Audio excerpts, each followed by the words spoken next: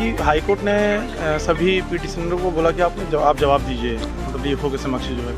तो हम लोग का एक ही डिमांड था कि आप ठीक है पृथक पृथक बुला रहे हैं हर पिटिशनर को, तो उनके साथ जो उनका एडवोकेट है, लीगल एडवोकेट, उनको साथ में बुलाए।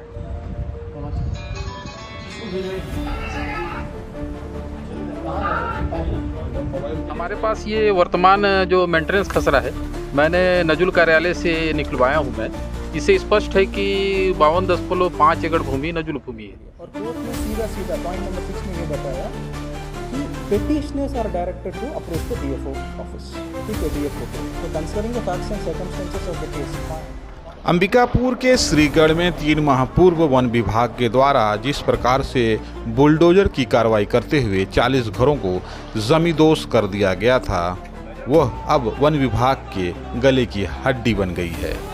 दरअसल 3 माह पूर्व कड़कड़ाती सर्दी में इस प्रकार वन विभाग के द्वारा 60 घरों को आनन फानन में नोटिस जारी करते हुए अगले ही दिन बुलडोजर की कार्रवाई की गई थी। इस कार्रवाई में लगभग 40 घरों को जमींदोज कर दिया गया था, लेकिन दोपहर होते होते यह पूरा मामला माननीय उच्च न्यायालय बिलासपुर तक चला गया, जिसके बाद उच्च न्यायालय ने इस पूरे कार्रवाई को अस्थायी रूप से रोक दिया और वन विभाग को तत्काल पूरे मामले की जांच के आदेश दे दिए। लेकिन जांच समय पर पूरा नहीं होने पर अब हाई कोर्ट ने इस पूरे मामले को अस्थायी रूप से स्टे दे दिया और पुनः हाई कोर्ट ने वन विभाग को जांच के आदेश दे दिए हैं। लेकिन ये क्या, वन विभाग जांच तो दूर उक्त भूमि का आज तक सीमांकन भी नहीं करा पाया है, जिसके बाद आज पीड़ित परिवारों का गुस्सा फूट गया और डीएफओ कार्यालय के बाहर ही वे धरने पर बैठ गए और जमकर नारेबाजी करने लगे। मामला इतना बढ़ गया कि लोग वहां से हटने का नाम नहीं ले रहे थे। आनन फानन में जब वन विभाग के अधिकारी मौके पर पहुंचे, इसके बाद भी पीड़ित परिवार डीएफओ से मिलने के लिए कार्यालय के अंदर जा गया, जिसके बाद डीएफओ से पीड़ित परिवारों के लोगों का तू में तक हो गया। देखिए ये दृश्य डीएफओ कार्यालय के बाहर का है, किस प्रकार से लोग अपनी पीड़ा को बताने के लिए डीएफओ कार्यालय के बाहर खड़े हुए हैं। वहीं पीड़ित के वकील का यह भी दावा है कि जिस भूमि पर वन विभाग ने कार्रवाई की है वह भूमि नजूल की है, उनके पास मेंटेनेंस खसरा भी है जो वर्तमान का है। बहरहाल इस पूरे मामले को लेकर अब वन विभाग चौतरफा घिरा नजर आ रहा है। पीड़ित परिवार के लोगों का ये भी दावा है कि जिस प्रकार से वन विभाग के द्वारा एक राजनीतिक षड्यंत्र के तहत उनके घरों को तोड़ा गया, इसके लिए वे आज भी काफ़ी दुखी हुए हैं।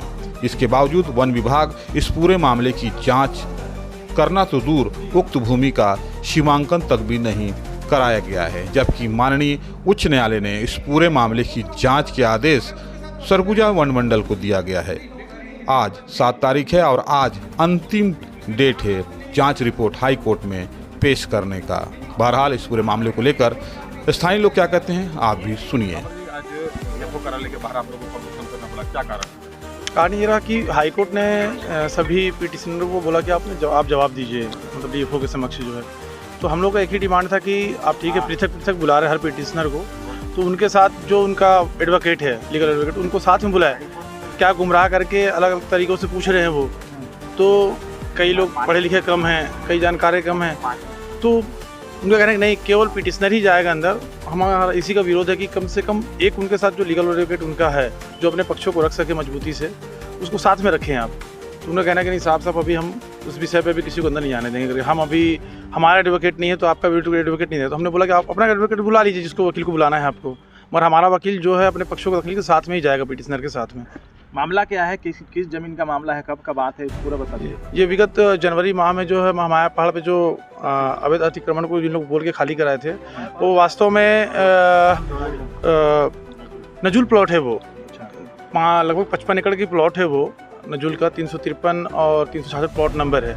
हमारा एक ही डिमांड है कि बस सिंपल सा कि वो जांच कर ले, संयुक्त टीम बना के जो है। और विगत हमने 20 तारीख को जो है सीमांकन के लिए भी आदेश कराया है, आज तक सीमांकन भी नहीं हुआ उसका। तो संयुक्त टीम बना करके जो भी मतलब निगम की टीम हो और प्रशासन की टीम हो और नजुल की टीम और वन विभाग की टीम, सभी संयुक्त टीम बना करके जो वहाँ के प्रभावित लोग हैं उनको सूचना दे करके जांच करा दे कि जो ज़मीन वो 55 एकड़ पे काबिज को बता रहे हैं, वो 55 एकड़ ज़मीन कहाँ पे है। अगर वो वास्तव में अगर उस ज़मीन पे अगर काबिज हैं तो उनको उसका मालिकाना हक देना चाहिए, चूँकि वर्षों से काबिज है।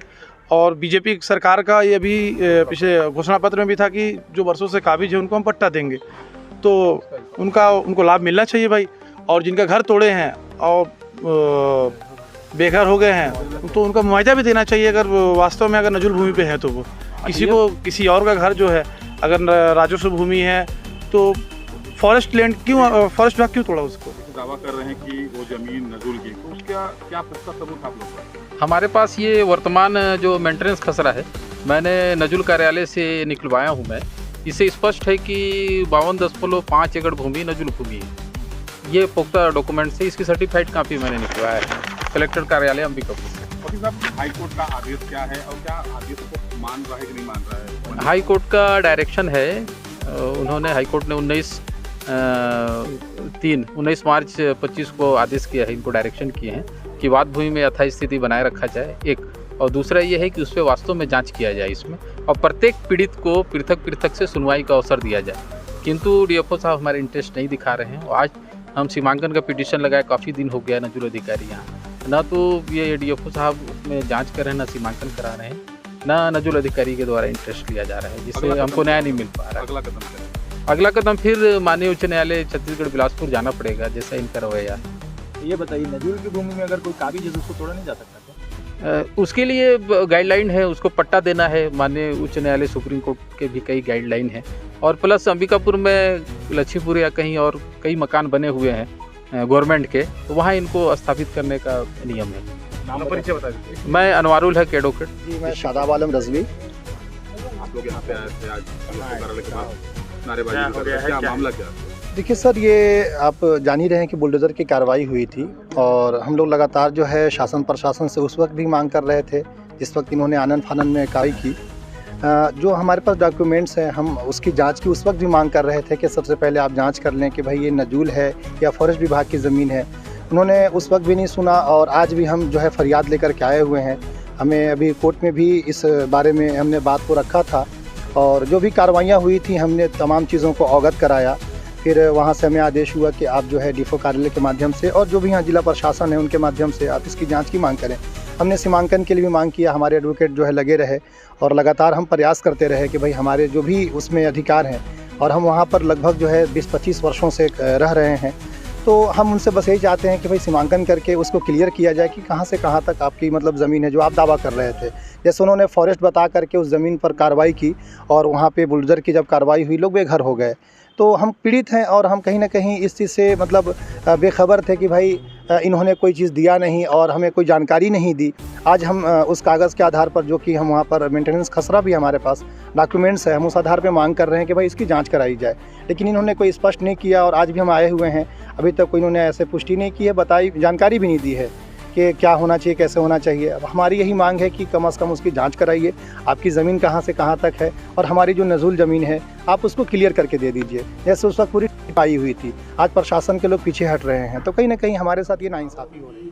फॉरेस्ट विभाग को जो हाई कोर्ट से नोटिस मिला है कि जांच करें, उसका जांच नहीं हो पा रहा है, पूरा मामला कैसे बता?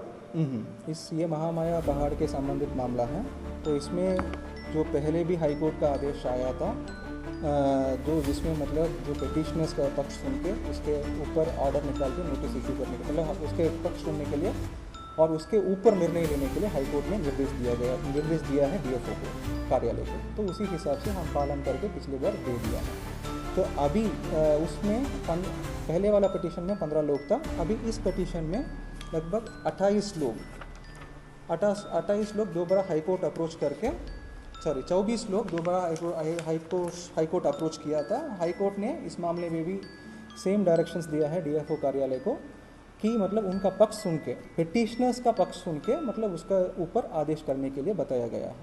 तो इस दौरान मतलब हमने क्या किया, तो इस सिलसिले में हमें ये बताया कि हर पिटिशनर आके अपना पक्ष रखने के लिए, और कोर्ट ने सीधा पॉइंट नंबर 6 में ये बताया कि petitioners are directed to approach the DFO office, ठीक है, डीएफओ को। तो considering the facts and circumstances of the case, point number 6 में आप देखेंगे तो considering the facts and circumstances of the case all petitioners are directed. तो जो कोर्ट में लगाया केस उसको मतलब एक एक आके डीएफओ के सामने पक्ष रखने के लिए बताया गया है। तो हम लोग हर पिटिशनर को बुला के उनका पक्ष सुनने के लिए कोशिश किया, लेकिन अभी तो क्या है, अभी उनके वकील के साथ आएंगे, इकट्ठा होकर आएंगे ऐसा बोला था। तो लेकिन कोर्ट में काउंसिल रखने के लिए कोई प्रावधान नहीं दिया गया।